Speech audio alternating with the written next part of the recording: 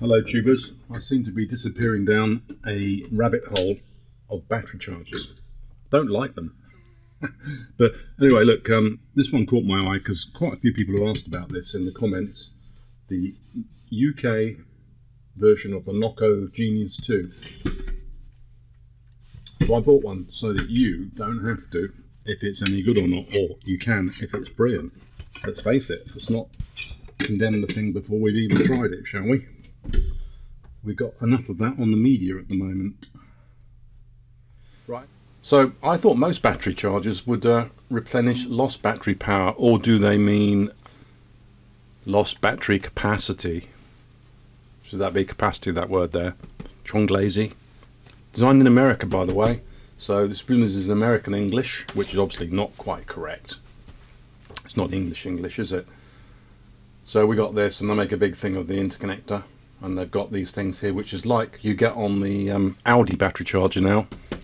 Not Audi, yeah. No, the Lidl battery. No, the Audi XS. The Audi XS has got that. On the last one I reviewed, it's got the old eyelet thing going on, so you can stick it straight on to maintain a battery.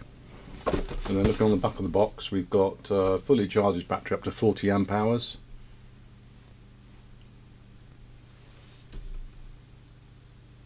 That's bloody weird, isn't it? Why would it only charge a battery up to 40 amp hours? Why wouldn't it charge any battery? Answers on a postcard. I mean, it's a 90 amp hour battery. So is this no good for car batteries? Because car batteries are more than 40. I think they're missing something here, don't you? Maintain all sizes. So you can only fully charge battery up to 40 amp hours, but it will maintain all size batteries. Okay, so it does the whole shoot and match, the whole shebang of technologies according to that. 6 and 12 volt. Oh, that 6 volt thing, I hate that. That gives a lot of confusion. I wonder if they've conquered that. It'd be interesting to see what the solution is to the 6 12 volt. It's got a handy little hook to hang it up in your workshop. Look, you can put it on the hook on the shelf. Lovely. And comes in this shrink wrap plastic condom, which we're going to have to open, aren't we? I might give this away to some deserving YouTuber.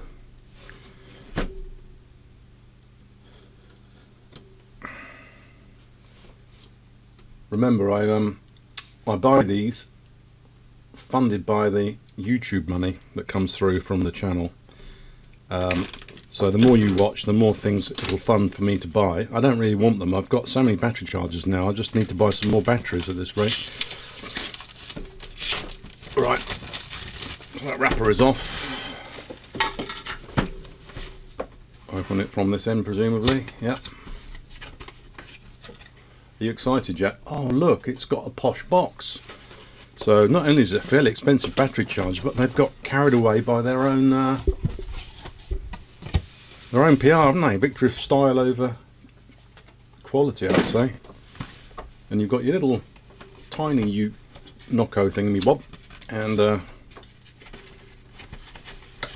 they'll come in handy, won't they, for standing things on.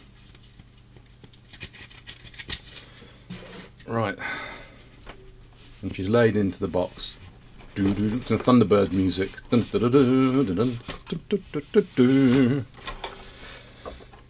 Right, okay. So we've got all this stuff in the back, in the rear.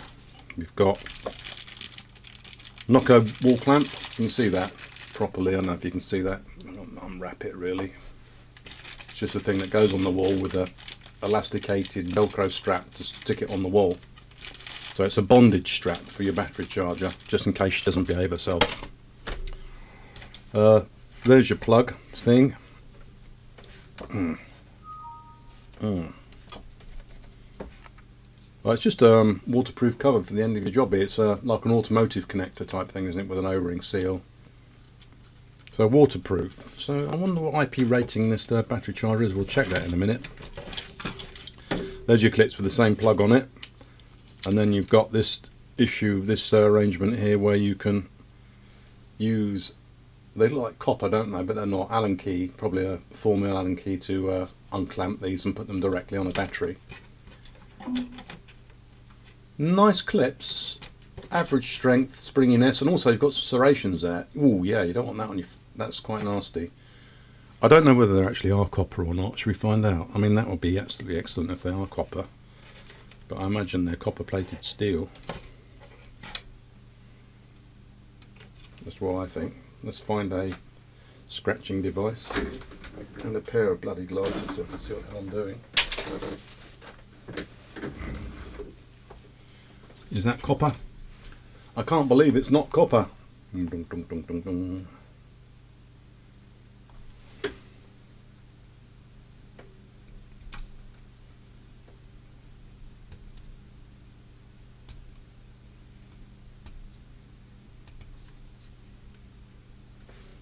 Well, it isn't copper. It's copper plated mild steel. There you go, so not copper. Oh, that looks good, doesn't it? That copper would soon corrode off there, to be honest, with sulfuric acid residue lying around. You've heard of something called copper sulfate? Well, that's where it'll end up. So, what do? Pull that off there. Temporarily undo this thing.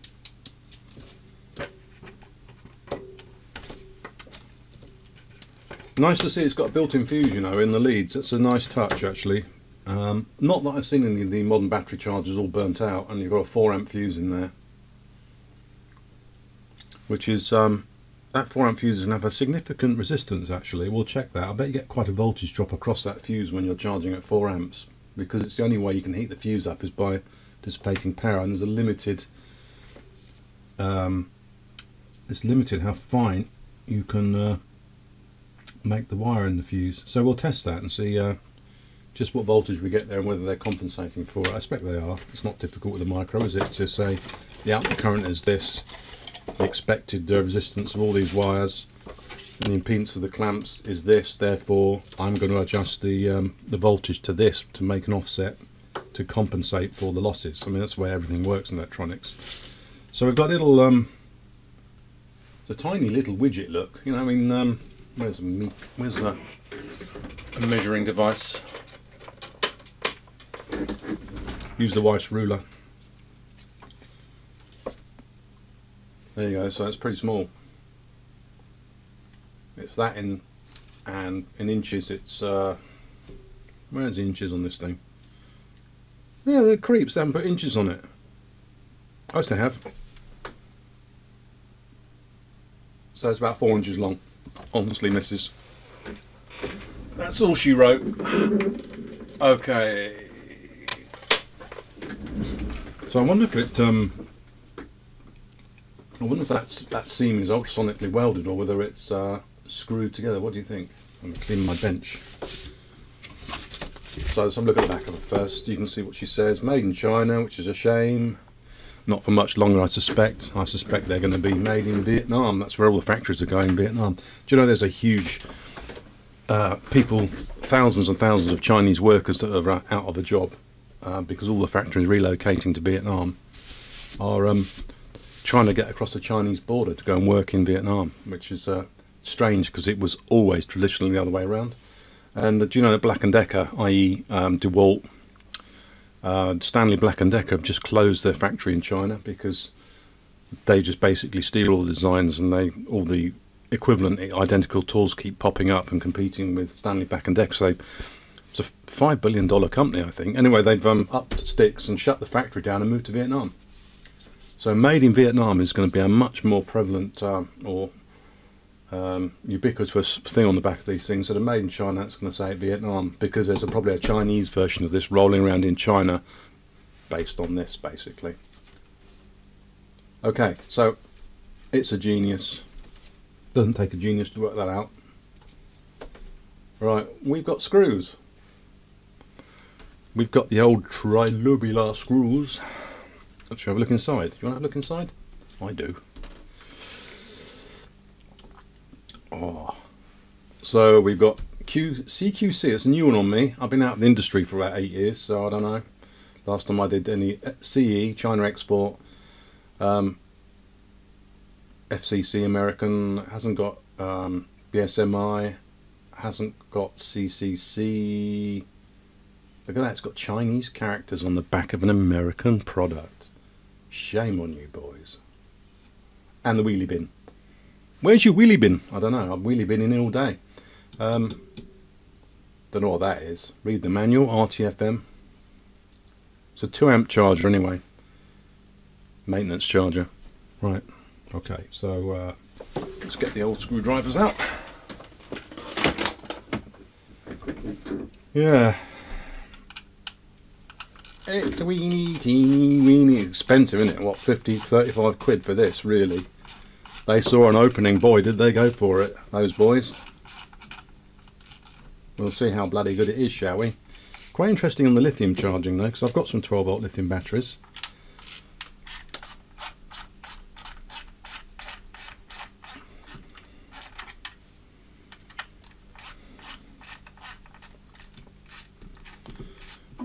The thing about, you know, I was thinking about this lying in bed because I'm boring like that, and I think these battery chargers that are plugged in 24/7, let's face it, if it's plugged in supporting a battery, you know, you take a charger and you charge your battery up, and it's on for half a day or something like that, and then you switch it off, put it in the garage, and it's off. Okay. Now the battery charger that everyone's sending me, I've got a couple more C-Techs arrived today, and they are just fried inside. And you think, if you're on 24/7, 168 hours a week, week in, week out, connected to the mains, and you haven't got adequate input protection, any surges that come down that mains are going to end up frying your battery charger. So the probability of these products which are connected and switched on all the time being fried is much higher than something that has occasional use. It stands to reason, doesn't it? So I think there's a strong case for improving the input protection on these things. Yeah, so you can see this red epoxy here, which is the a daub of glue. So a machine goes dum dum dum dum and puts a little splot of glue on, then these components are glued on, it's cured, and then this goes around in face down through a wave soldering bath. So all these components are wave soldered through a hot wave of solder that is pumped around a big tank. Okay, and that's been soldered afterwards presumably, but you can see there's the chip. It looks alright, doesn't it? I mean, there's no real catching. Often you get little whiskers and things on the wave solder, little shards of solder, if it hasn't been gone over at the right temperature or some contamination or the flux isn't right. It's got some on there, look. Is that a conformal coating or just something? It is. Yeah, it looks like they've sprayed some sort of moisture-free coating on the case. But you have got a rubber seal here, look, all the way around. There's an O-ring that goes all the way around the perimeter, so it could in theory be waterproof, couldn't it? Well, pretty good anyway. So yeah, look, it's been blasted in some kind of varnish, I think. I don't think that's flux residue. I think that's just some sort of coating to stop moisture getting on it, which I'm picking off. So how's this held into the case? I am not sure. There's got to be a ribbon coming down from this, isn't there? Because we've got the control panel here. If I just back off slightly, you can see. We've got the control panel here. Cool, that's hard. Cool. Yeah, that's solid old press required to do that. And there must be a ribbon cable coming up from this control panel, presumably, or 2 PCBs in there. I can see various wires. Should we try levering it out? Judiciously. Oh, I see what's holding. Look at that. Notice that as well. Look, there's a little O-ring that goes around each one of these posts to seal the screw holes. Nice touch. It's a bit worrying they just didn't ultrasonically weld it, isn't it? Clearly they're a bit worried about having to take these things apart. Cool. Oh, I see. Right, so we're not going to get that apart without unsoldering these wires. If you look down in this area here, you can see these wires here. They're pretty short actually. So they must manoeuvre it into position and then solder it in. So we're going to have to unsolder them, aren't we? When you put it back, you have to make sure you get the mains in and the 12 volts and 12 volt range. Otherwise, it won't last long. It'll be a din. Oh, there's the ribbon cable, look. Is that plugged on there, do you think, or is that a header? What do you think? No, that's just a header. That's not a connector, that's just a header. It's crimped on the end of the cable and then soldered onto the board at reflow. You can see down here, look, but it's not actually a connector, it's just a header. for soldering them on the board. Anyway, so let's take her out and see what we got. Hopefully it'll work afterwards.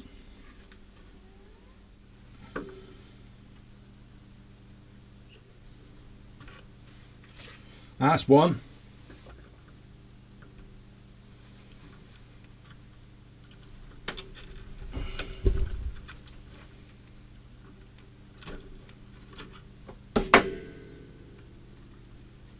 Right, is that enough to flip it up? Just unsolder two? Or do we have to go all the way? That's the question.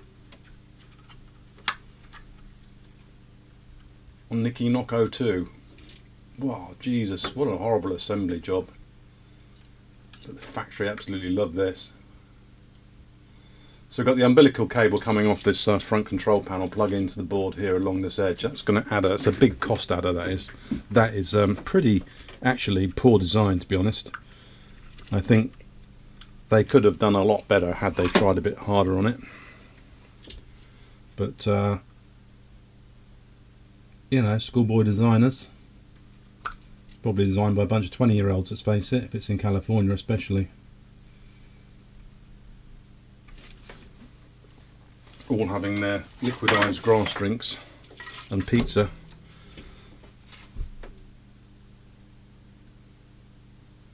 Yeah, a lot of cost added to this NOCO. What to do an award, don't we? Stupid design award. There we are. Remember, Dan, get them back in the right holes. We don't want to go for a misfire. Oh, Christ. So now look, what they have got here, which is interesting, isn't it? Which is what I've been saying. So what this has got is a couple of sense wires. You can see these tiny wires here. They're sense wires from the power supply. I think sensing the actual voltage at this connector. It can't go beyond this connector, can it? Because there's only two pins in it. There's only 2 pins in that connector. So yeah, they're sense wires. They'll go all the way at the top there, so you've got some non-current current carrying wires. I suppose the only thing about moving charge in an electric field, you could compensate for that. That's completely pointless, really. But interesting that they've done it. They must go up inside these wires, mustn't it? Must be bonded inside this cable, if that's what they are. I'm guessing it must be. I'm going to check that. So there she is. You know, you've got standard power supply there, single-ended, not half-bridge or anything like that. Really bog standard, actually. Very small common mode rejection choke. Yep, very small common mode rejection choke. Input filter fuse, 3.15 amp. Varistor. Yeah, to 104, so that's a 275 volt AC varistor. Another choke, input choke, which is good. So you've got double filtering, which is looks quite good actually. Obviously, it does comply with FCC and CE, I should think. It's not just a China export mark; it actually is a CE mark in the case of this product. Well done. And yeah, so loads and loads of this bloody glue everywhere. Two 400 volt, 27 microfarad capacitors. You've got 54 microfarad smoothing capacitors on the input, which is quite substantial for a 2 amp supply. And then you've got your FET. Local bootstrap supply smoothing probably, and then your switching transformer, which is an interesting format in the fact that it's kind of this 1, 2, 3, 4, 5, 6, 2, 4, 6, 8 octagonal sort of quasi-octagonal shape. It's an interesting one. And then in there you've got, what have we got in there? You see, this is what you have to do if you really want to be CE or FCC compliant. There's another filter transformer in there as well. So you can see the filtering that you need to put into these products is actually the most expensive component in the whole product, really, when you think about it. So you can see you've got your 2 class Y capacitors to connect the DC 0 volt line back to the supply to filter out any noise on this side and conduct any HF noise back to the supply, the low impedance supply, and hopefully suppress it. And then what we haven't got on the output side is we've got that to me looks like an aluminium polymer capacitor, 680 microfarads, 25 volts, very low ESR, and I think they've opted for a very low ESR capacitor to soak up the noise rather than the capacitor and the filter. If you've got the actual effective series resistance is an impedance, a complex impedance, which is frequency dependent. And obviously the lower the ESR, and these have got fractions, milliohms, tens of milliohms of ESR compared to up to 300 milliohms for an ordinary aluminium electrolytic capacitor, depending on which series you put in. But yeah, low ESR capacitor and no filtering on the output side. Or is there? What is interesting on the back of this board is, I don't know if you can see it, can you, on the back? I can't see. Normally there's a normal line of demarcation between the high voltage side and the low voltage side, because for the electrical safety standards you have to have survive a 2 kV voltage between the safe side, where the user might be able to touch the, say, the crock clips, and the supply side where the mains comes in. So there's a 2 kV safety barrier. And yeah, this is slightly unusual because I can't see that on this. Presumably these are opto channels, do you think, between the high and low voltage side? But where is this the, is this it here? Do you know what, that's weird. That is really strange, because clearly all this is at 360, all this bit around here, because that's the switching chip. There's the, where's the legs of the FET on this? There's the legs of the FET down here. But look, there's no really clear separation between the high and volt, and maybe that's it there, look, through that path there, between those two optos are up around there.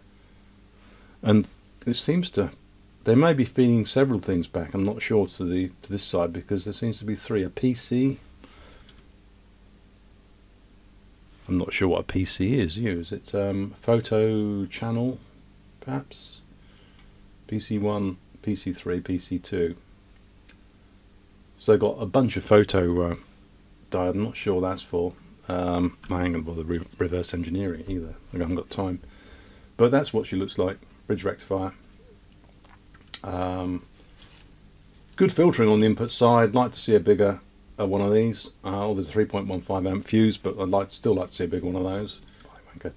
Yeah, the way they make these is quite interesting actually. I'd mentioned it before, is that these are soldered face down in a bath of a wave of solder. It's a pump that pumps a big wave of solder, and the solder, it goes across, and the solder flows across this passes over the top of the wave, and then solders all these joints in one sweep. It probably goes at this sort of speed across the solder wave.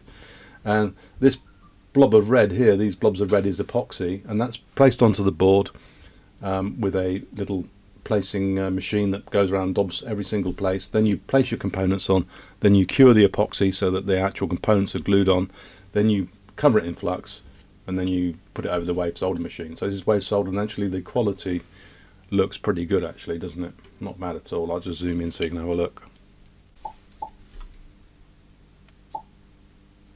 So there you can see it in its glory.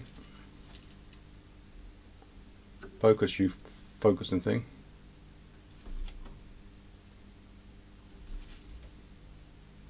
Yeah.